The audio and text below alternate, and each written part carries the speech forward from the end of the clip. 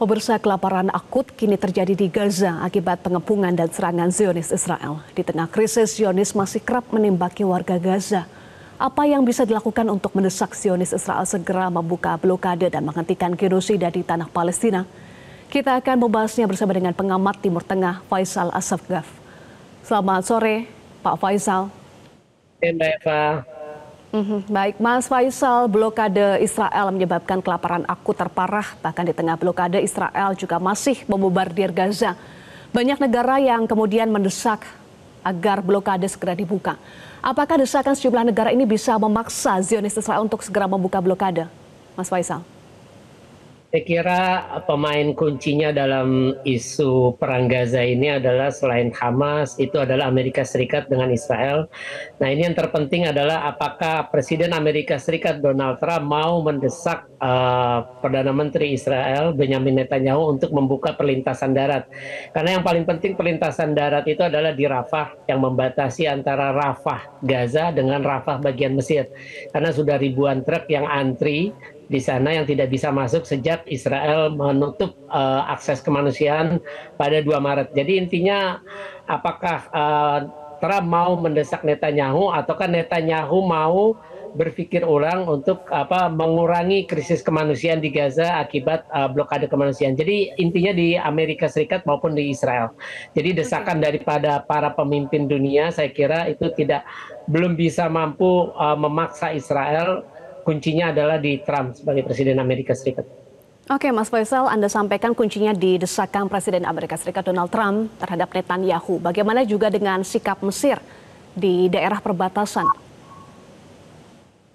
Kalaupun Mesir membuka perlintasan Rafahnya, tapi Rafah di sebelah Gaza itu dikuasai pasukan Israel.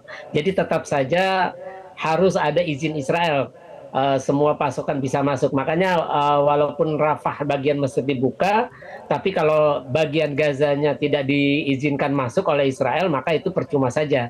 Dan saya kira Mesir sampai saat ini belum membuka perlintasannya, ataupun kalau membuka, makanya kabarnya masih belum jelas, masih simpang siur apakah Mesir sudah membuka perlintasan Rafah sehingga beberapa, hanya sedikit, sebagian kecil bantuan bisa masuk. Tapi intinya tetap saja di keputusan Israel, apakah Israel akan mengizinkan bantuan itu masuk walaupun Mesir membuka perlintasan Rafah. Apa yang Anda baca kemudian dari langkah Trump yang nampaknya tidak ada langkah nyata setelah sempat mengklaim adanya gencatan senjata di Gaza?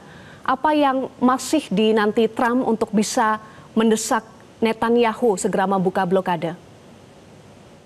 Saya kira sejauh ini sikap Amerika sejak terjadinya perang Gaza 7 Oktober 2023 adalah tetap berada di pihak Israel, membela kepentingan Israel, walaupun kita lihat sudah banyak korban, lebih dari 62.000, bahkan mereka yang mencari makanan di Gaza Humanitarian Foundation yang mulai beroperasi bulan Mei itu juga ditembaki, tapi Amerika tidak pernah memberikan sanksi politik, ekonomi, ataupun militer terhadap Israel, walaupun jelas-jelas Israel melanggar hak asasi manusia, bahkan sudah dinyatakan melakukan genosida, melakukan kejahatan perang. Nah, ini membuktikan bahwa Amerika di bawah Trump itu adalah tetap mendukung pemerintah Netanyahu apapun kebijakan yang dilakukan terhadap warga Gaza. Baik, dengan blokade darat yang masih berlangsung hingga saat ini, satu-satunya jalur adalah bantuan udara, Mas Faisal. Meskipun tentu tidak cukup Selain tidak cukup, distribusi jalur juga membahayakan. Jalur udara tentu membahayakan warga Gaza. Apa yang Anda soroti dari bantuan udara ini? Bantuan udara ini kalau ada yang menghitung satu pesawat itu hanya setara dengan 5 truk. Padahal butuh 500-an truk tiap hari untuk membantu warga Gaza agar tidak kelaparan maupun tidak kekurangan gizi. Nah, sebenarnya yang sangat saya sayangkan adalah ketika negara-negara Barat ada gelombang rencana memberikan pengakuan terhadap kemerdekaan Palestina seperti Prancis, kemudian ada Inggris, kemudian ada Kanada, Malta juga berencana pada sidang Majelis Umum nanti, itu sebenarnya tidak memberi tekanan besar terhadap Israel. Harusnya langkah yang mereka lakukan adalah sebaliknya, yakni memutuskan hubungan diplomatik dengan Israel, kemudian memberi sanksi politik, ekonomi maupun militer terhadap Israel. Itulah yang akan memberikan tekanan nyata terhadap Israel untuk sedikit banyak bisa mengubah keputusan Netanyahu untuk segera mengakhiri perang Gaza, termasuk mengakhiri krisis kemanusiaan di Gaza. Oke, soal dukungan kemerdekaan untuk Palestina dari sejumlah negara, itu kan belum ada statement juga, Mas Faisal. Apakah akan diikuti dengan langkah nyata, tekanan nyata untuk Israel? Apa yang Anda analisis dari pernyataan yang sebelumnya disampaikan oleh sejumlah negara terkait dengan dukungan kemerdekaan untuk Palestina?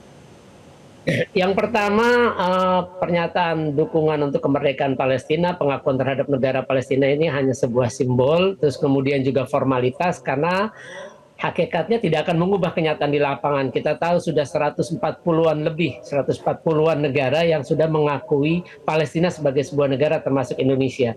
Dan itu sudah sejak lama. Dan itu tidak pernah bisa mengubah keadaan, tidak bisa mengubah keadaan di lapangan.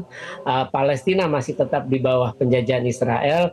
Makanya harusnya yang sebaliknya dilakukan itu bukan pengakuan terhadap negara Palestina. Karena kita tahu apa yang disampaikan Presiden Prancis Emmanuel Macron mengakui negara Palestina yang demilitarized, artinya tanpa angkatan perang, tanpa angkatan bersenjata. Itu memang sesuai keinginan Israel. Jadi kalaupun ada negara Palestina itu nantinya, Netanyahu pernah menyampaikan bahwa boleh ada negara Palestina dengan dua syarat. Tidak boleh ada angkatan bersenjata dan ibu kotanya tidak di Yerusalem Timur. Artinya pengakuan itu hanya sifatnya formalitas, tidak akan mengubah keadaan di lapangan. Dan yang ironisnya adalah ketika gelombang rencana pengakuan ini akan disampaikan September, tapi di satu sisi Perancis, kemudian juga Inggris, kemudian negara yang sudah memberikan pengakuan Norwegia, Spanyol, dan Irlandia, dalam deklarasi New York, konferensi yang berlangsung di New York yang digagas oleh Arab Saudi dan Prancis 28-30 Juli lalu, malah meminta para pejuang Hamas untuk menyerah. Ini kan sesuai kemauan Israel, karena Israel pengen tidak ada lagi Hamas segera menyerah, melucuti senjatanya. Jadi ini seolah-olah gelombang pengakuan Barat, rencana pengakuan Barat terhadap negara Palestina harus dibayar dengan ya para pejuang Palestina menyerah, tidak lagi berjuang dengan bersenjata terhadap Israel, tapi melalui dialog ataupun melalui perundingan yang tentunya ini tidak akan mungkin bisa mewujudkan negara Palestina yang merdeka dan berdaulat. Oke, jadi menurut Anda pengakuan kemerdekaan Palestina seharusnya bukan hanya formalitas, tetapi harus ada tindakan nyata, termasuk tadi salah satunya adalah putus hubungan diplomatik ya. Kita nantikan apa langkah-langkah berikutnya dari sejumlah negara, Prancis, Inggris, dan negara lainnya. Terima kasih Faisal Assegaf, pengamat Timur Tengah, sudah bergabung bersama kami di Metro hari ini. Jelajahi cara baru mendapatkan informasi. Download Metro TV Extend sekarang.